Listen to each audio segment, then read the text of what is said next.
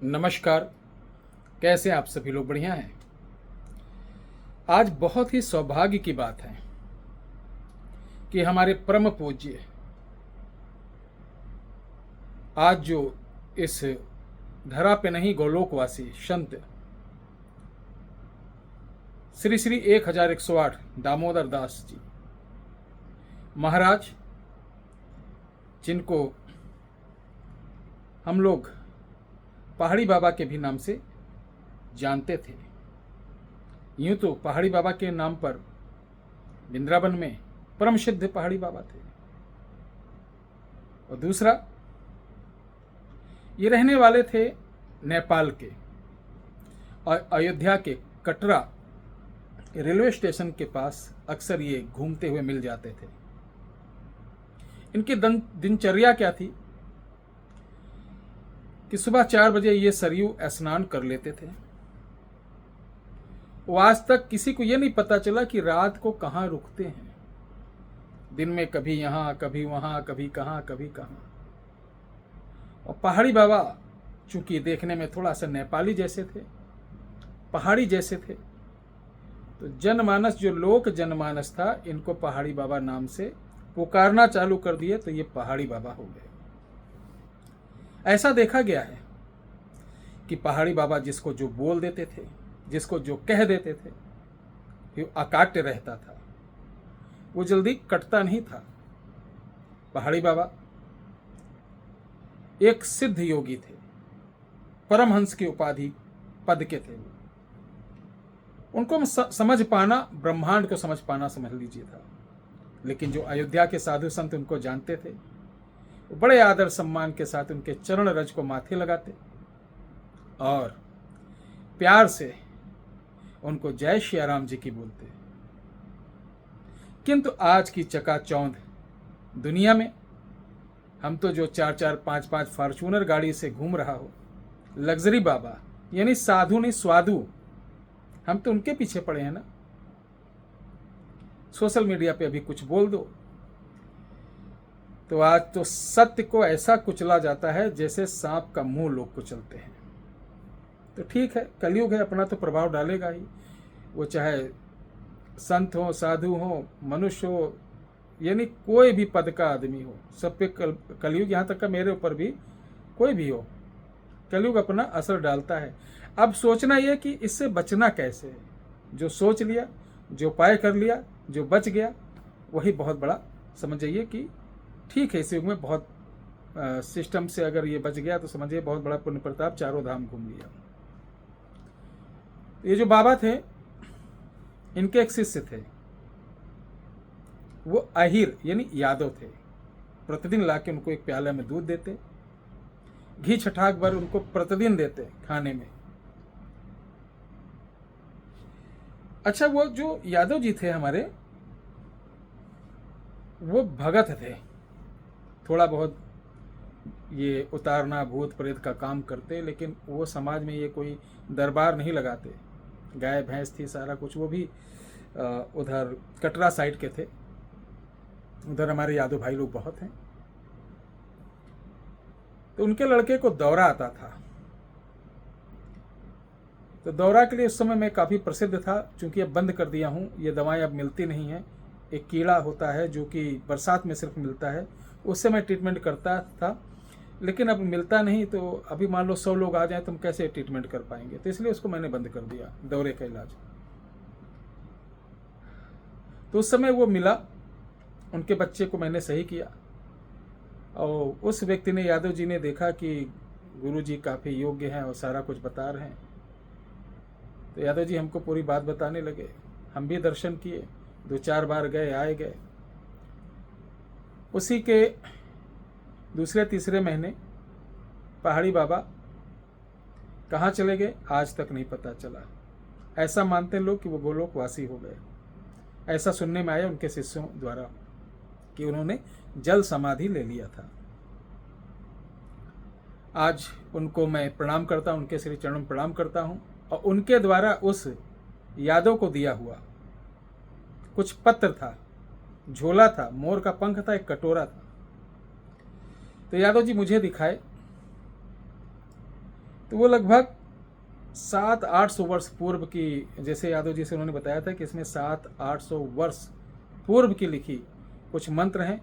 इनको किसी अच्छी डायरी में लिख कर उसको मोम जमा, अपनी भाषा में बोले मोम जमा यानी पन्नी चढ़ा लेना। तो यादव जी आज्ञा का पालन किए और उस लेखनी को हिंदी में उसको किए थे महाराज जी, और उन्होंने लेमिनेशन करा लिया और मुझे दिखाया कि ये चीज़ें, कुछ चीज़ उनको समझ में नहीं आ रहा था। पशु के बारे में बहुत सारी जानकारी, पशु रोग के बारे में बहुत सारी जानकारियाँ थी, तो उस जानकारियाँ थी उसमें करीब 5-6 चीज़ तो बहुत बढ़िया था जो पशु के लिए हमने भी आजमाया। ढूंढते ढूंढते उसमें एक मंत्र मिला जिसको साल में एक बार आपको पढ़ना है, दोबारा नहीं पढ़ना है, और उसके अंदर बेताल प्रत्यक्ष होता है। तो चूंकि मेरा भी स्वास्थ्य बीच में सही नहीं था, जिंदगी का कोई ठिकाना नहीं मेरे भैया, किया धरा सब यहीं रहेगा, कर्म कुकर्म बस लेखा जोखा रहेगा। तो जो कुछ मुझे मिला वो आप लोगों को देना चाह रहा हूँ। कभी याद करोगे कि हाँ कोई था मेरा गुरु या मेरा भाई, कोई मेरा दास, इतना याद करोगे आप। इस मंत्र की कुछ प्रतियां मैं लेके बैठा हुआ हूं, जो मैंने उनसे आदेश लेकर इसको लिया, और उन्होंने बताया था इस प्रयोग करने के पहले शंकर जी के मंदिर में 108 कनेर, रक्त कनेर का पुष्प ओम नमः शिवाय बोलकर चढ़ाना, उसके बाद इसका प्रयोग कोई भी करे। वर्ष में एक बार कोई भी सूर्य ग्रहण या चंद्र ग्रहण पड़े, सूर्य ग्रहण पड़े तब भी रात को, चंद्र ग्रहण पड़े तब भी रात को। वो ग्रहण कई घंटा को निकल जाए कोई बात नहीं, कि ग्रहण में ही स्टार्ट करो कोई बात नहीं, उस दिन 24 घंटे में रात को आपको करना क्या है, एक मंत्र है, लिख लीजिए, लिख लो। मंत्र है काली छोरे बाएं तोरे सम्मुख बेताल, लिखा बेताल, चल रे काली के 10 नख, कूदे उछले शोर मचाए, लिखा कूदे उछले शोर मचाए, उठ काली के सच्चे पुत, तब बेताल का है आदेश महेश्वर। बस इस मंत्र को कैसे पढ़ना है मैं बता रहा हूं। ग्रहण की रात को आपको क्या करना है, उड़द के बड़े लेना है, ढेर सारे बनाकर उनको सान लेना है, इससे मिक्स कर लेना बड़े टब वगैरह में, और उसके अंदर थोड़ा से आपको एक रंगी गाय, चाहे वो सफ़ेद हो या लाल हो काली हो, उस रंगी गाय का थोड़ा सा दूध मिला लेना, और इसको लेकर किसी बरगद के पेड़ के नीचे जाना,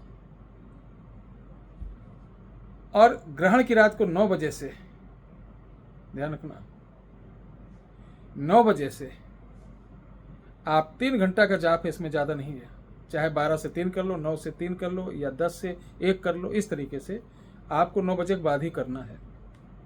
और इसको बोलते हुए आपको बहुत जल्दी नहीं करना कि खट खट खट खट खट ऐसे करे, कुछ नहीं, बड़े प्यार से करना और ध्यान शंकर भगवान का करते हुए करना है। 3 घंटे के अंदर दावा है इस बात का कि बेताल, उस क्षेत्र का बेताल आपके सामने प्रकट होगा, और ये काली बेताल होता है जो काली माँ के जब महिषासुर का वध कर रहे थे, तो वो जो क्या था उसका, जिसका भैंसा जैसा वो महिषासुर, उस समय बेताल क्या क्या था, वाम सिंह इसके पकड़े हुए था महिषासुर का। और बेताल रक्त बीज भी, जब रक्त बीज को काटे फिर उत्पन्न हो जा रहा था, तब काली माँ ने बेताल पैदा किया था। उन सबके खूनों को जमीन पर नहीं गिरने दे रहा था, काली माँ के कटोरे में आ रहा था, और कुछ बेताल तो उसको पी जा रहे थे।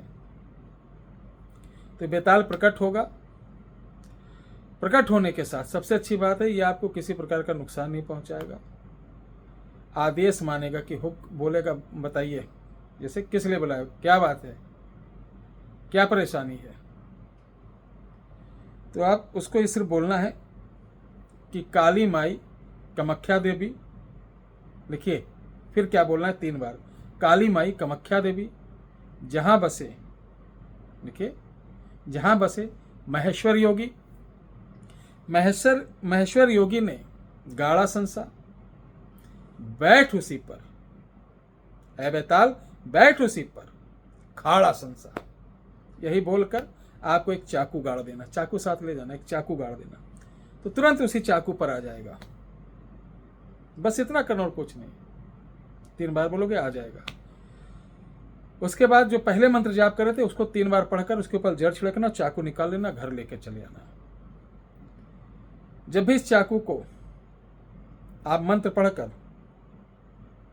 गाय का दूध छिड़केंगे तो सामने बेताल खड़ा होगा, जो काम कहेंगे वो करके लाएगा। लेकिन ध्यान रखना, बेताल बहुत पावरफुल शक्ति होती है, इससे अनुचित कोई काम ना कराएं। एक सूचना और देने जा रहा हूं, नेवला का दांत, सेही का जो यानी जेर होती वो, लंगूर की जेर, मरकटी लोहबान, ठीक है, घोड़े के नाल, हाथी का जो बेड़ी का लोहा होता है, मछली के कांटे के लोहा होता है, राजद्वार का लोहा होता है, किन्नर का कुकड़ा, कुकड़ा मतलब होता है जब किन्नर पैदा होता है जिस चाकू से काटा जाता है, ब्लेड से या चाकू से नाड़, वो, इन सब को मिक्स करके थोड़ा थोड़ा भस्म स्वरूप करके इसका तैयार किया महेश्वर कवच। महेश्वर कवच जैसे मेरा रक्षा कवच है, आपको साधना सिद्धि में कमर पे बांधना लाल धागे। महेश्वर कवच आप अपने मोहल्ले में देखो, या जो जिसके ऊपर भूत प्रेत बहुत आता हो, बहुत परेशान हो, मैं चैलेंज करता हूं, पहना देना, 3 दिन में एकदम सही हो जाएगा। जो आप 10-10 हजार रुपये खर्चा कराते उधर बाबाओं के पास ये लुट जाते हो, कोई 10-5 हजार, 1000-2000 रुपये नहीं मांग रहा हूँ, और ना मुझे चाहिए, आप खुद बना लो। अगर नहीं बना सकते तो ये मात्र 501 रुपये का जो सामान लगता है बनाना, इसी में कोरियर चार्ज भी है। कोरियर के बात ध्यान रखना, हम लोग भारतीय स्पीड पोस्ट से भेजते हैं।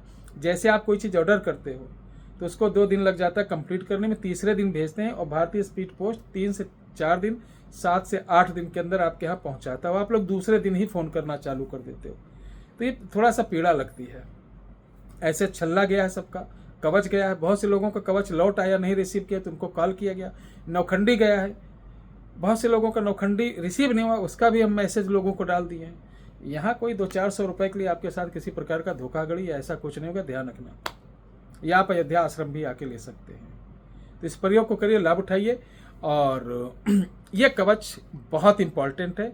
अगर आपको लगता है कि आपके ऊपर बार बार कोई तंत्र मंत्र जादू टोना कर रहा है तो उसके लिए भी मोस्ट इंपॉर्टेंट है। जय श्री राम।